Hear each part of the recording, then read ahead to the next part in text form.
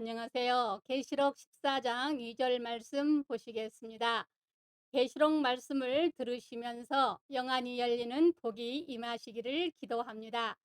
2절 말씀, 내가 하늘에서 나는 소리를 들으니 맑은 물소리와 같고 큰 우레소리와도 같은데, 내가 들은 소리는 검은 고 타는 자들이 그 검은 고를 타는 것 같더라. 아멘. 이 시간 찬양하는 14만 4천의 정체에 대해서 말씀드리고자 합니다. 14만 4천이 누굴까요? 말도 많고 탈도 많은 14만 4천에 대한 각종 이설들, 그러나 14만 4천은 어느 특정한 집단이나 문자 그대로 14만 4천 명이 아닌 하나님께서 택하시고 부르신 구원의 총소라는 견해가 학자들에게 의해 가장 설득력이 있고 유력한 주장입니다. 좀 더 자세히 말한다면 14만 4천은 모든 구원의 총수입니다.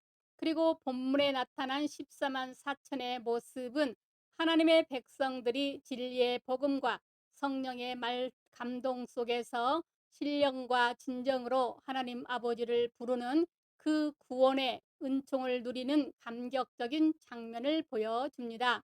이 복음의 찬양, 이것이 14만 4천의 영광스러움을 가능케 하는 그 핵심입니다. 지금 많은 성도들이 여기에 소속되어 있으면서 그 영광의 풍성을 누리지 못하는 것은 하나님과 그 복음에 대한 확신과 찬양이 없기 때문입니다. 그러므로 본문에 나타나는 그들에게서 배우시기를 바랍니다. 그럼 계속해서 14만 4천은 어떤 사람들인지 오늘은 14만 4천의 목소리만 가지고 살펴보고자 합니다. 14만 4천은 그들은 하늘에 속한 자들입니다.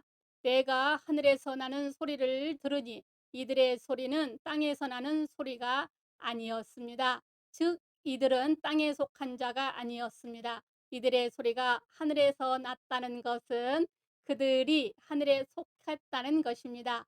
그런데 하늘에 속했다는 것은 꼭 사망 이후를 가리킨 것은 아닙니다. 가령 이 땅에서도 은혜 받으면 영적으로 하늘에 속한 사람일 뿐 아니라 천상의 목소리로 찬양하고 하늘의 권세와 능력이 사람이 됩니다. 그래서 3절 땅에서 구속함을 얻은 자라 했습니다. 그 의미는 육신을 벗고 천국에 갔든지 아니면 이 땅에 사나 이 땅의 죄에 매이지 않고 예수 안에서 하늘에 속한 삶을 사는 구속받은 성도라는 것입니다. 우리로서는 후자가 더 가깝게 다가오는 말씀입니다.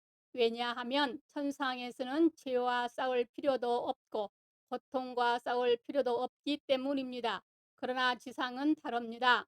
만유의 인력보다 더 강하게 세상이 우리를 끌어당기고 또 염려와 근심이 누리는 중압의 환경 속에서 그 모든 것을 이기고 하나님 앞에 예배한다는 사실은 이 땅에서 가장 실감나는 일이기 때문입니다. 이처럼 그분을 이 땅에 오셨으나 땅에 속하지 않으신 바로 예수 그리스도이십니다. 그래서 요한복음 3장 31절로 32절에 위로부터 오시는 이는 만유 위에 계시고 땅에 난 이는 땅에 속하여 땅의 것을 말하느니라. 하늘로부터 오시는 이는 만물 위에 계시나니 그가 친히 보고 들은 것을 증언하되 그의 증언을 받는 자가 없도다 하셨습니다. 그러니까 진리의 말씀입니다. 그런데 요한복음 3장 34절에는 하나님이 보내신 이는 하나님의 말씀을 하나니 이는 하나님이 성령을 한량없이 주심이라 했습니다. 그러니까 은혜와 진리가 충만하신 예수님이셨습니다. 예수님께서는 이 땅에 계셨어도 하늘에 속하셨기 때문에 염려, 근심, 절망, 다툼, 투함, 불만, 불평등, 땅에 속한 말을 하지 않으셨습니다. 마태복음 26장 73절에 베드로가 계집종 앞에서 나는 예수가 누군지 알지 못한다고 부인할 때 그 여종에게 너도 진실로 그 도당이라 내 말소리가 너를 표명한다고 했던 것과 같습니다. 그러기에 세상 사람들은 그저 모이면 땅에 속한 이야기밖에 할 줄 모릅니다. 그러나 14만 4천은 하늘의 소리만 들렸습니다. 이처럼 우리가 말씀을 들을 때 세상은 사라지고 은혜와 진리로 충만해집니다. 하늘의 생각으로 가득 차고 하늘의 은혜가 우리 가운데 흘러 넘칩니다. 그러므로 진리로 하나님 앞에 예배하는 자가 바로 14만 4천입니다. 예수 그리스도를 닮아 은혜와 진리로 충만한 자들입니다. 2절 내가 하늘에서 나는 소리를 들으니 맑은 물소리와 같고 그들의 소리는 맑은 물소리와도 같았습니다. 문자대로라면 미국과 캐나다의 나이아가라 폭포나 브라질과 아르헨티나의 이과수 폭포 소리와 같이 장엄한 찬양 소리를 연상할 수 있습니다. 이렇게 14만 4천의 찬양하니 그럴 수 있겠지요. 그러나 여기 물은 예배소서 5장 26절에 이는 물 곧 물로 씻어 말씀으로 깨끗게 하사 거룩하게 하시고, 여기 물과 말씀은 동의어입니다. 그러니까 물은 말씀을 상징합니다. 혹은 물이 성령을 상징할 때도 있습니다. 요한복음 7장 37절로 39절에 명절 끝날 곧 큰 날에 예수께서 서서 일쳐 이르시되 누구든지 목마르거든 내게로 와서 마시라. 나를 믿는 자는 성경의 이름같이 그 배에서 생수의 강이 흘러 나리라 하시니 이는 그를 믿는 자들이 받은 성령을 가리켜 말씀하신 것이라. 아멘. 이 두 가지를 합하면 말씀과 성령입니다. 그런데 맑은 물소리입니다.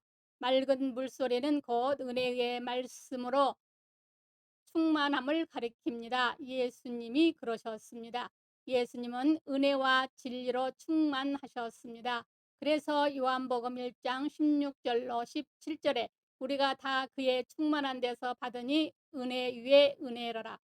율법은 모세로부터 말미암아 주어진 것이요 은혜와 진리는 예수 그리스도로 말미암아 온 것이라 했습니다. 그래서 계시록 1장 15절에도 나오듯 예수님의 목소리는 맑은 물소리와 같았습니다. 그러므로 14만 4천은 예수님을 닮은 자들입니다. 예수님 닮을 만큼 은혜와 진리로 충만한 사람들입니다. 그러므로 하늘의 14만 4천이 되려면 늘 말씀과 기도와 찬양함으로 은혜와 진리로 충만해야 합니다. 그것이 14만 4천의 모습입니다. 하나님 아버지를 닮아 거룩한 자들입니다. 2절 큰 우레소리와도 같은데 큰 우레소리와 같은 목소리 같은데 이 모습의 그 답이 계시록 4장 5절에 나와 있습니다. 보좌로부터 번개와 음성과 우레소리가 났는데 이는 보좌에 계신 엄유하신 하나님 아버지의 모습이었습니다. 하나님은 사랑 많으신 아버지지만 한편으로 죄에 대하여는 그렇게 두려우신 분이기 때문입니다. 마치 시내 산에서 율법을 주실 때 그 엄유하신 모습과 같습니다. 시내 산에 율법을 주신 하나님 아버지의 메시지는 죄짓지 말고 하나님 잘 섬기고 복 받고 살아라. 그리하면 복을 받을 것이요 그렇지 않으면 저주를 받는다는 것이었습니다. 그러므로 우리가 이 세상을 살아갈 때 하나님을 아버지로 친근하게 섬기면서도 한편으로는 두렵고 더럽게 알고 범죄하지 않아야 합니다. 그래서 히브리 12장 28절로 29절에 이로 말미암아 경건함과 두려움으로 하나님을 기쁘게 섬길지니 우리 하나님은 소멸하는 불이심이라 했습니다. 그런데 14만 4천의 큰 우레소리는 하나님 아버지의 음성과 같다는 말입니다. 그들은 다름 아닌 죄에 대한 엄위함을 소유했습니다. 그러니까 이제는 하나님의 원수인 죄와 사단과 세상과 더 이상 친하지 않고 도리어 죄에 대항하는 자들입니다. 죄에 대해서는 죽은 자요 죄를 원수보듯 하는 사람들입니다. 14만 4천은 내가 거룩하니 너희도 거룩하라 하신 하나님의 말씀대로 죄를 멀리한 거룩한 자들입니다. 14만 4천 그들은 성령의 은혜로 충만한 사람들입니다. 2절 하반절 내가 들은 소리는 검은 것 타는 자들이 그 검은 고를 타는 것 같더라. 상당히 재미있는 표현입니다. 하늘에서 나는 맑은 물소리와도 같고 큰 뇌성과 같은 소리가 요한이 듣기에는 검은 고 타는 소리로 들렸다는 것입니다. 그러므로 말씀을 듣는 여러분들도 본인의 구원의 본질이 해결되어지는 음성으로 들려지는 기적의 말씀이 되기를 기도합니다. 모세도 그 소리에 두렵고 떨렸다고 했는데 요한에게는 그 소리가 검은 고 타는 소리로 들렸습니다. 성경에서 검은 고는 하나님을 찬양하는 악기로서 하나님의 임재의 상징입니다. 수금도 그와 같다고 할 수 있는데 그 예로 다윗이 수금을 탈 때 성령이 임하셔서 악신이 물러갔습니다. 또 다른 예로 열왕기하 3장에 모압이 이스라엘을 배반하자 그들을 치러 아합의 아들 여로암 왕이 유다 왕 여호사밧과 함께 원정에 나선 이야기가 나옵니다. 그런데 사막 한가운데에서 그 많은 군사와 말을 먹일 물이 없어 죽어갈 때에 여호사밧의 제안으로 선지자 엘리사를 청해서 검은 고를 타며 찬양하게 합니다. 그때 하나님의 영이 엘리사에게 임하셔서 이 골짜기에 개천을 많이 팔아 말씀하십니다. 그랬더니 아침 소재 드릴 때에 에돔 쪽에서부터 물이 흘러나와 그 물이 개천의 웅덩이를 가득 채웁니다. 그래서 온 군사와 말이 그 물을 마시고 살아나게 됩니다. 이처럼 여기 검은 고는 바로 성령의 감동을 의미합니다. 그러므로 그런 찬양을 할 수 있다면 그들의 찬양은 물론 그들 역시 하나님의 받으실 만한 성령 충만한 사람들입니다. 그리고 그들의 것, 즉 하늘에 속한 것이며 은혜와 진리로 충만한 것이며 죄를 미워하고 의에 속한 것이며 모두 성령의 은혜 속에서 될 것이라는 것입니다. 왜냐하면 성령은 하나님 아버지의 사랑과 그리스도의 공로를 우리에게 적용하시는 하나님이시기 때문입니다. 그러므로 우리가 항상 신앙생활 잘하여 말씀과 성령으로 충만해져서 그렇게 사랑받고 세상에 속하지 않고 하늘에 속한 승리자가 되어 기쁘게 살아가야 합니다. 그러니까 성부, 성자, 성령을 닮은 그들의 찬양은 곧 하나님을 닮은 자임을 보여줍니다. 우리의 상식으로 봐도 영적으로 장성했다란 먼저 죄에서 떠난 것이요 아버지를 닮아 사랑이 풍성하며 예수님을 닮아 진리와 은혜가 풍성한 것입니다. 그뿐 아니라 검은 고 타는 소리는 그들이 하나님께서 주시는 온갖 구원의 즐거움을 누리고 있다는 것을 말해주고 있습니다. 사랑하는 여러분, 주님은 우리를 구원하시되 영원한 영광으로 구원하시려고 죽으셨을 뿐만 아니라 다시 사시고 사셨을 뿐만 아니라 하늘 높이 승천하셨습니다. 하나님은 우리가 믿음으로 그 은혜에 이르시기를 원하십니다. 그러므로 14만 4천과 같이 구원의 복음에 굳게 서서 더욱 하나님을 사랑하고 더욱 경외함으로 말씀을 들으시기 바랍니다.